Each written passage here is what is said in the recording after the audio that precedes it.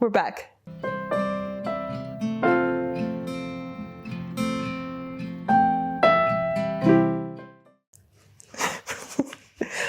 If I had like $1 every time I said that I'm back and then disappeared again, I would be rich.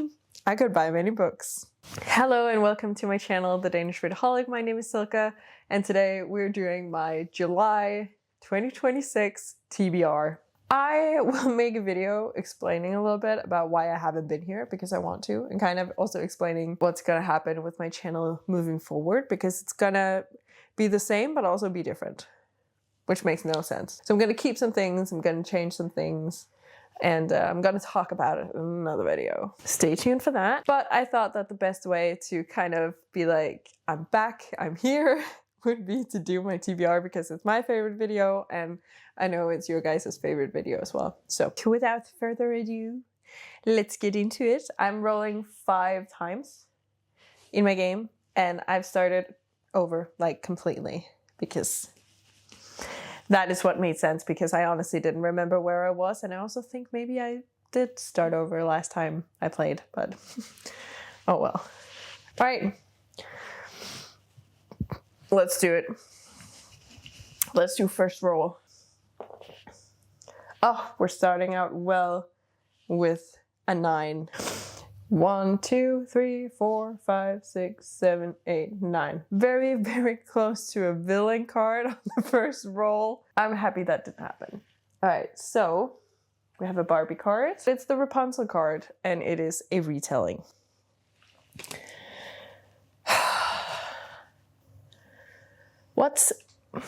I know what retelling is. That wasn't actually my question. But I'm like, what do I have that is a retelling? Is Red Queen a retelling?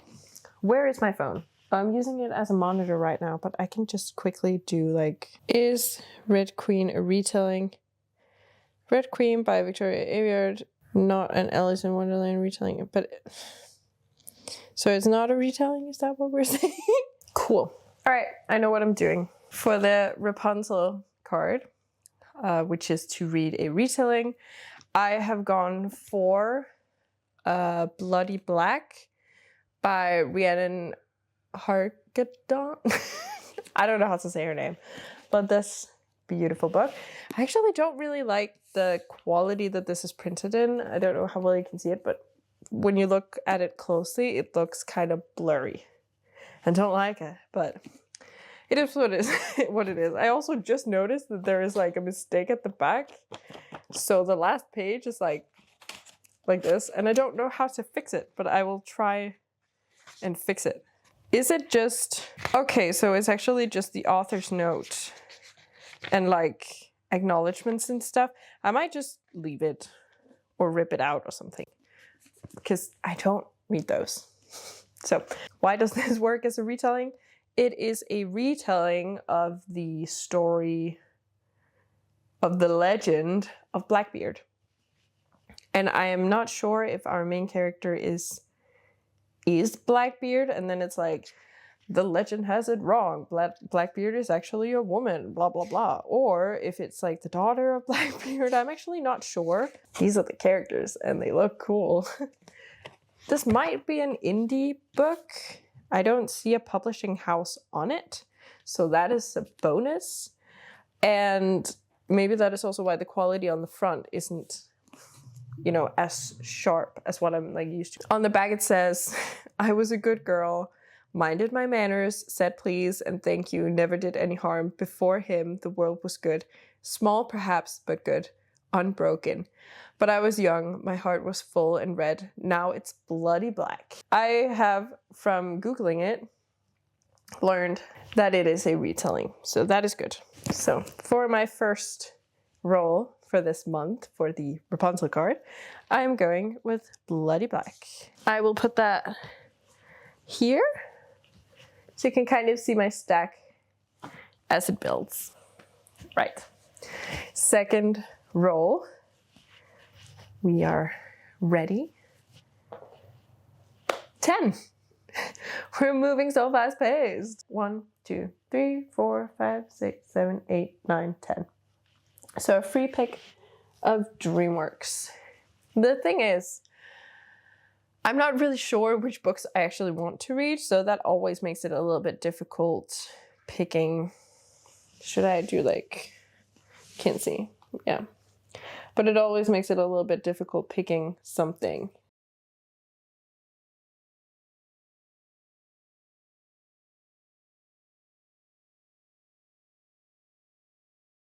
So I'm in between a new release or a favorite setting. And I think I am going for favorite setting. So I am going for the Marina card, which is to read a book with my favorite setting.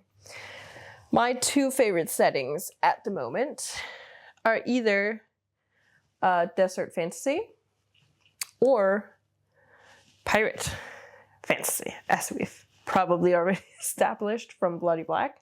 I'm gonna go pirate. All right, so let me put you through my thought process. Because I was thinking of, I don't know if you can, no, you can't see it because it's up there. I was thinking of doing Sky Beyond the Storm, which is the last book in the An Ember in the Ashes series, but I am just not feeling it.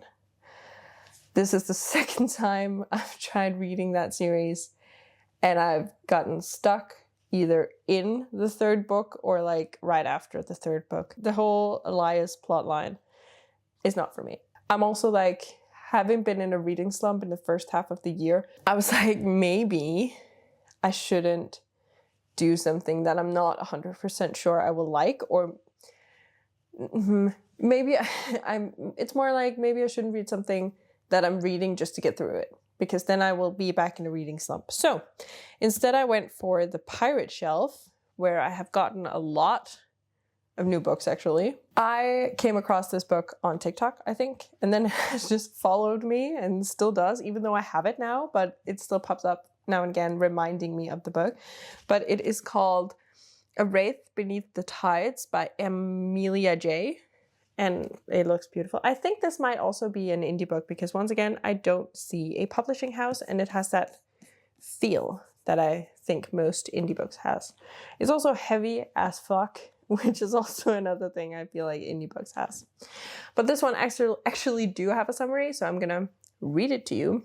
Raised in secret by the sea's most feared pirate, Esmira Blackwood knows nothing of her past or the origins of her mysterious powers. In the mortal kingdom, Draven Roe is the second-born son of a tyrant king and the only known fire wielder of their realm. Esmira and Draven's journey collide when she kidnaps him to force a trade with the king for her captain's life. But when her barter is refused, she is instead tasked with unearthing a kingdom lost 1,000 years prior. Together, the two are forced to navigate a labyrinth of lies and secrets in search of a sunken kingdom. So kind of like Atlantis a little bit. The tides are shifting, and with scheming gods and ancient rivalries at play, alliances will be forged and shattered. The two must decide who to trust and how far they're willing to go for the ones they love. Esmira will face a choice. Does their world deserve salvation, or will she be its reckoning? I think it sounds really cool, and I've seen a lot of like fan art, I think. Is there... Yeah, like, look at this. Look at this. I'm very much in my romantasy era. Like, who isn't?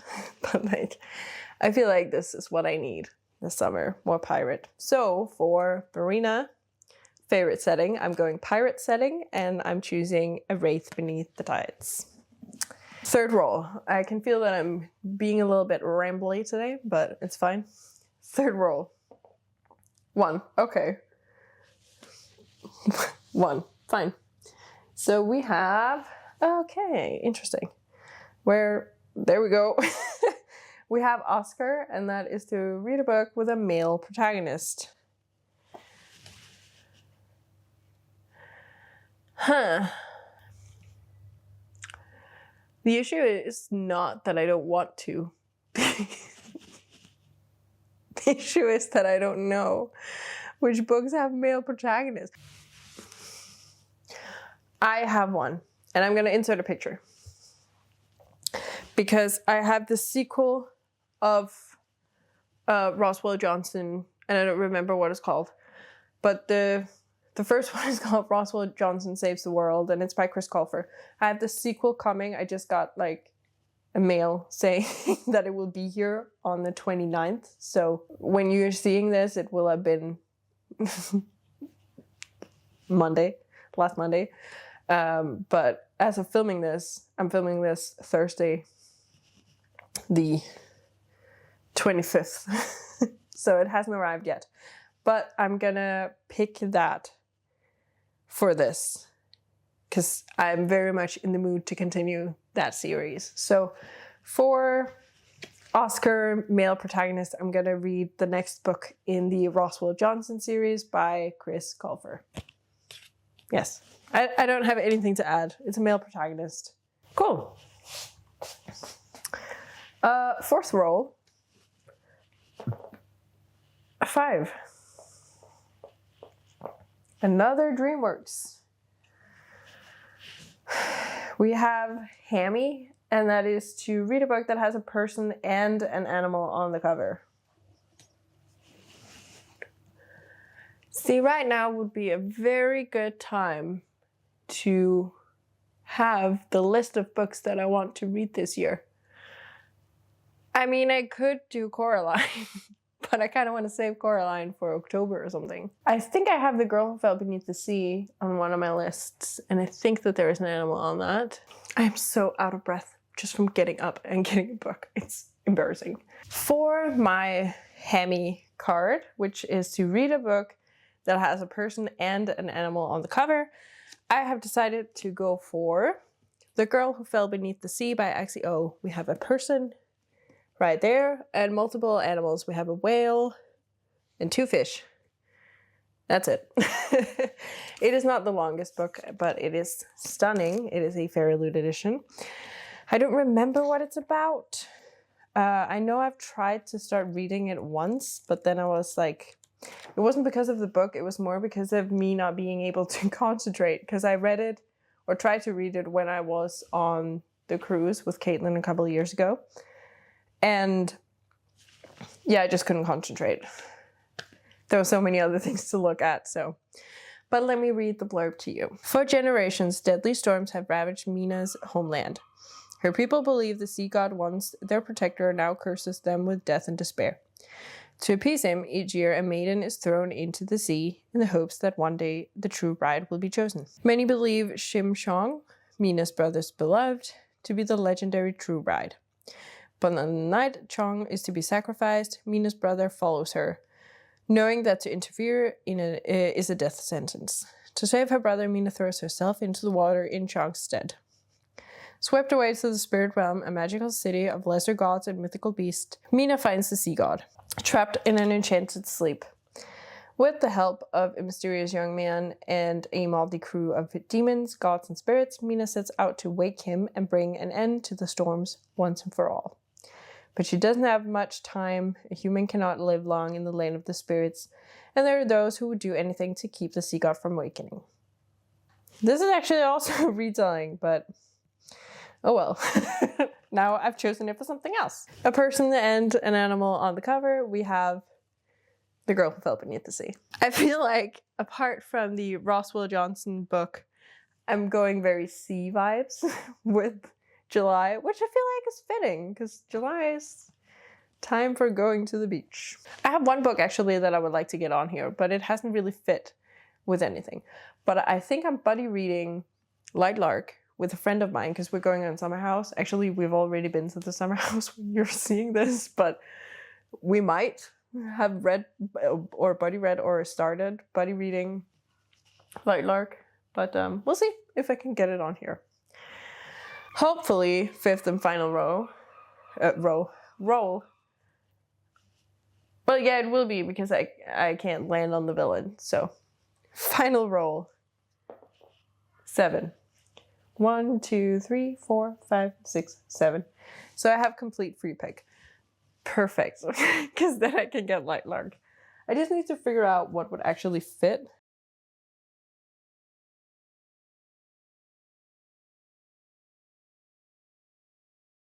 Oh, let's do this one.